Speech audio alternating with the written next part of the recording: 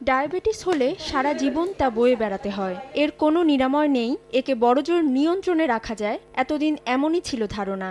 ডায়াবেটিসের কারণে প্রতি বছর সারা বিশ্বে মারা যান 10 লাখেরও বেশি মানুষ।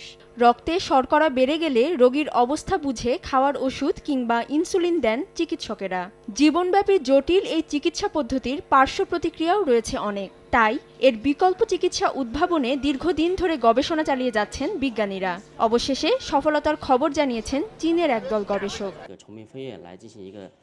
চীনের বিজ্ঞানীরা সেল থেরাপির মাধ্যমে একজন ডায়াবেটিক রোগীকে সম্পূর্ণ সুস্থ করেছেন বলে জানিয়েছে সংবাদ মাধ্যম সাউথ চায়না মর্নিং পোস্ট। আন্তর্জাতিক সংবাদ মাধ্যমগুলোকে এই ঘটনাকে চিকিৎসা বিজ্ঞানের যুগান্তকারী সাফল্য হিসেবে বিবেচনা করা হচ্ছে। এই গবেষণা প্রতিবেদন গত 30 এপ্রিল সেল ডিসকভারি জার্নালে প্রকাশিত হয়েছে। প্রতিবেদনে বলা হয়, 59 বছর বয়সী ওই ব্যক্তি 25 বছর ধরে ডায়াবেটিস টাইপ 2 এর সঙ্গে লড়ছিলেন।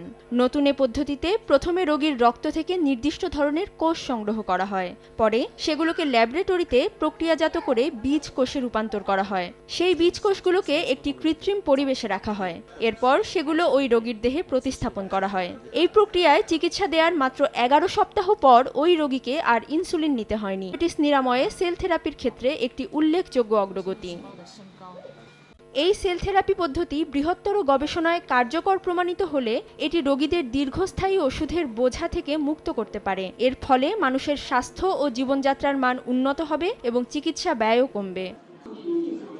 অধরা শ্রেয়সী অথৈ, সময় সংবাদ।